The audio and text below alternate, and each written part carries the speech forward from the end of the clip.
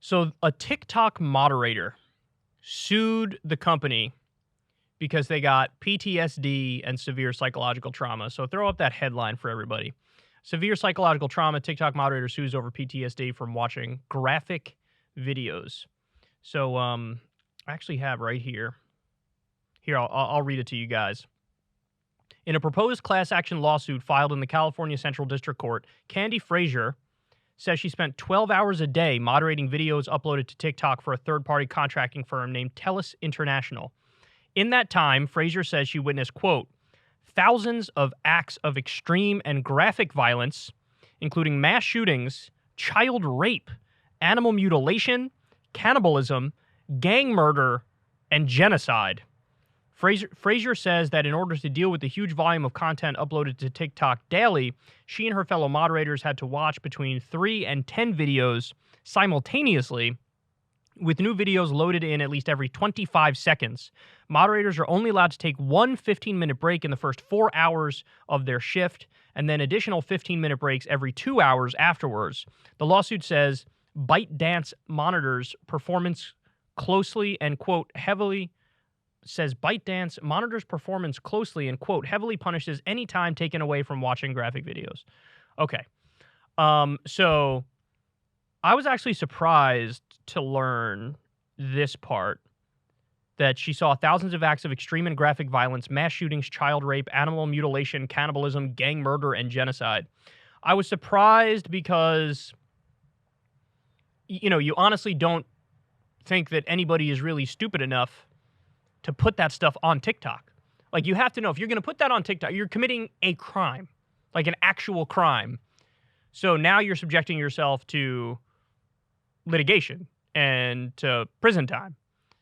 So, I mean, I guess in a weird way, we should thank people for making it easier to find the hardcore criminals who shouldn't be on the streets. But I was surprised anybody's dumb enough, like, yeah, let's murder somebody and put it on TikTok and get a lot of views or whatever, get a lot of likes. I don't even know how TikTok works. I don't know if likes are a thing over there. But I was surprised by that. But apparently it's real.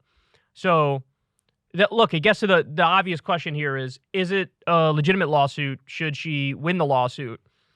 I don't know if my opinion on this is going to be controversial, but in one clear way, I actually don't agree with her. In another way, I do. So my area of disagreement is, like, all right, you signed up for a moderator job. Like, that's the job you signed up for.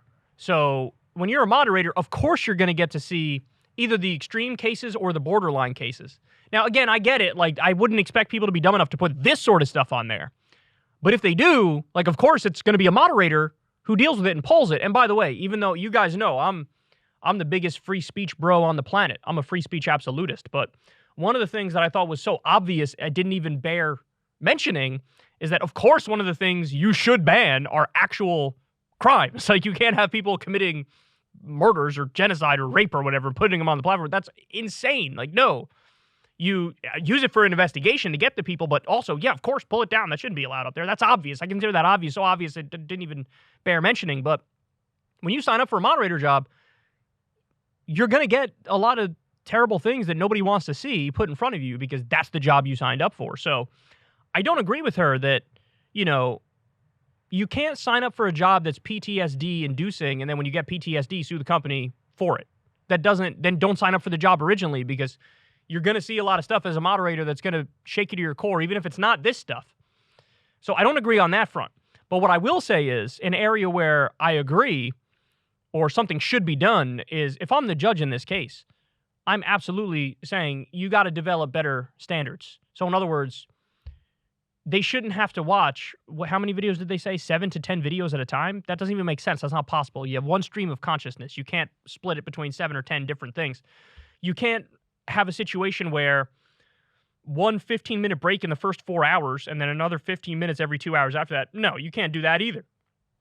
So I would tell the company, look, you need to have better standards and better practices and better rules and regulations around how these people do this job. Maximum 3 videos at a time. And even that's pushing it, right?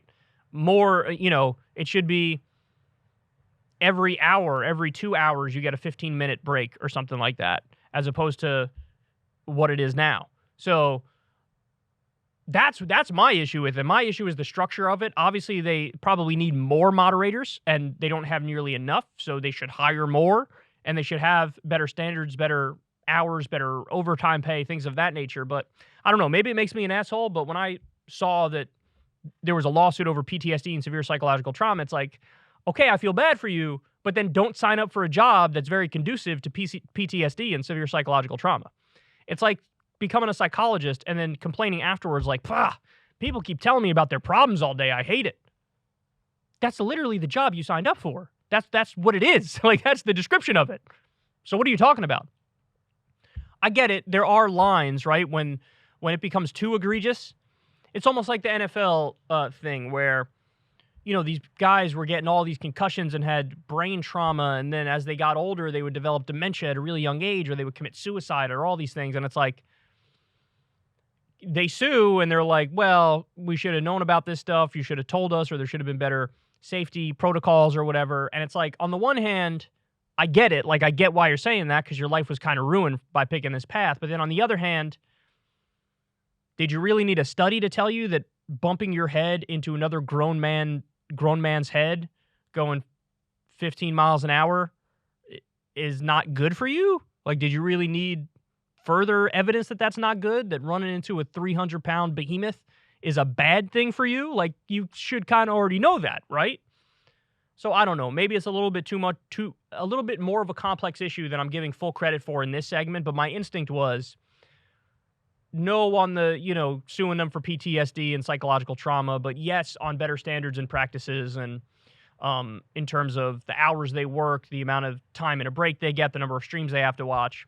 So that's my breakdown of it, and please feel free to call me an idiot and tell me how wrong I am in the comment section.